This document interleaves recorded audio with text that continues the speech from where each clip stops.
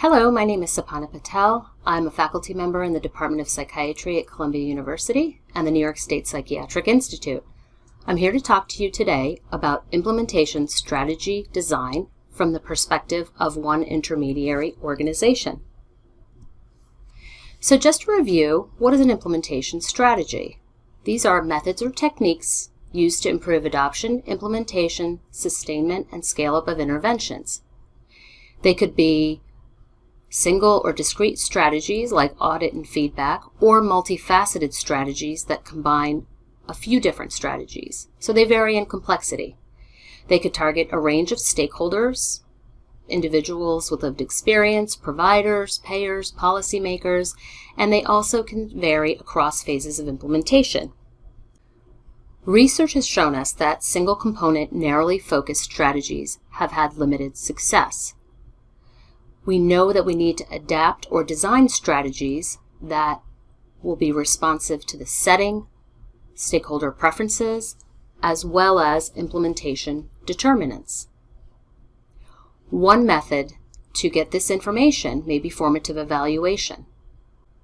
I'll be describing how one intermediary organization, the Center for Practice Innovation, uses an implementation science framework and taxonomy of implementation strategies to select and tailor multifaceted implementation strategies. The Center for Practice Innovations at Columbia Psychiatry and the New York State Psychiatric Institute is an intermediary organization that provides education, training, technical assistance, and implementation support for the New York State Office of Mental Health. We support the New York State Office of Mental Health mission to promote widespread availability of evidence-based practices to improve mental health services, ensure accountability, and promote recovery-oriented outcomes for recipients and families. CPI delivers a wide array of training to increase the competencies of the New York State Office of Mental Health workforce and implementation supports to ensure that the application of that training within agencies and organizations is adopted. We deliver our training in person or online through our learning management system. We have a range of educational materials. We also provide implementation supports, and these are designed to enhance the adoption of a clinical program or practice. These are data-driven and tailored to the organizational needs. So in any one of our implementation support efforts, organizational leaders, managers, and supervisors, as well as frontline staff, participate. We use the Consolidated Framework for Implementation Research to guide the development and the formative evaluation that we conduct at the outset of our initiatives and their launch. As you see here, the Consolidated Framework includes 39 constructs organized into domains that reflect influences over implementation. We pay particular attention to the setting, the inner and outer setting, the stakeholders, which may include outer setting and individuals involved, as well as implementation determinants that are across all of the domains that you see here in the CFIR. We use mixed methods to conduct formative evaluation, and this can include several CFIR guided tools.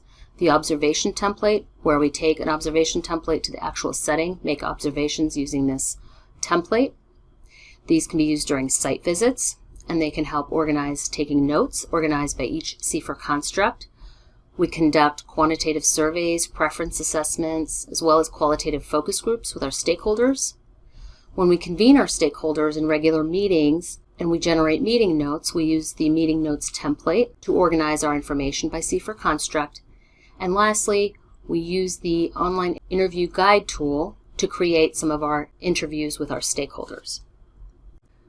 We also use the expert recommendations for implementing change taxonomy of discrete evidence-based implementation strategies. We use this once we have our formative evaluation and we've identified barriers at the outset and ongoing implementation of our initiatives.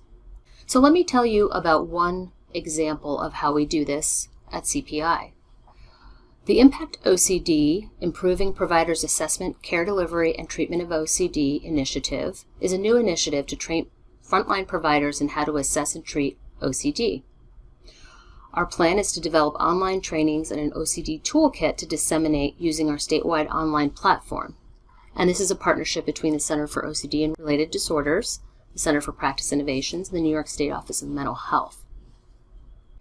So first, we conducted formative evaluation with our stakeholders, and this led us to our strategy design roadmap. You'll see here in each column the CFIR domain, the method we used to assess, the barriers we identified, the proposed ERIC strategy, and then how we operationalize the strategy with our stakeholders. So to start off, we conducted a needs assessment with 237 clinicians and supervisors in community behavioral health clinics throughout New York State. This was a needs assessment that asked about learning needs and was designed to uncover knowledge gaps and barriers to the implementation of different types of tools that may be used in the diagnosis and treatment of OCD.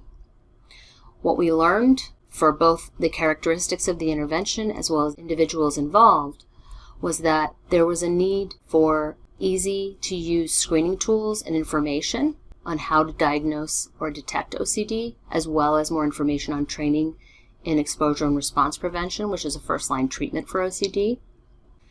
We took this information and consulted the ERIC strategy list and decided that it would be beneficial to develop and distribute educational materials. When we took this information to our stakeholder group, they advised us on the development of an OCD toolkit, which may include not only screening tools, but more information on how to receive training and informational resources for consumers and families about treatment. We also learned that there were gaps in foundational knowledge about DSM-5 diagnosis, criteria for obsessive-compulsive disorder, and the treatment and comorbid disorders that are commonly seen with OCD. We decided the strategy to address this barrier would be to provide training, and this was something we had the ability to do through our learning management system, is to provide online training. For the inner setting, we consulted with an advisory board. This advisory board consisted of state leadership, behavioral health agency leadership, individuals with lived experience, as well as frontline clinicians. What we learned from them is that clinics have a limited capacity to treat OCD, yet there was leadership support for developing capacity to treat OCD and diagnose. The ERIC strategy that we identified was to provide technical assistance and support post-online training. When we took this to our advisory group and our stakeholders, they recommended an expert feedback service where clinicians or supervisors may receive additional support or coaching in the diagnosis and treatment of OCD through a service that was connected to the Center for OCD-Related Disorders at Columbia Psychiatry. For the outer setting, we had a discussion with stakeholders, individuals with lived experience, and an advocacy organization that we partnered with, the International OCD Foundation. We also consulted with our advisory board. We identified that there was a need for consumer resources and education, as well as a need to target appropriate settings and clinicians to make sure that there was information that we could disseminate to consumers and their families, as well as communicate and message to clinicians throughout the state about this initiative and its importance. We decided we would conduct educational meetings partnered with our advocacy organization, as well as work with the state to message to the clinicians in the clinics about the incentives for participating in this training. Our initiative would be implemented in 2 phases. The first phase would include implementation of our online training and our toolkit. We would conduct summative evaluation to find out whether or not our clinicians had an increase in their knowledge, if they reported self-reported practice change, and if the toolkit was utilized in post-training practice. We will also, in phase 2, provide the expert feedback service based on the summative evaluation from phase 1.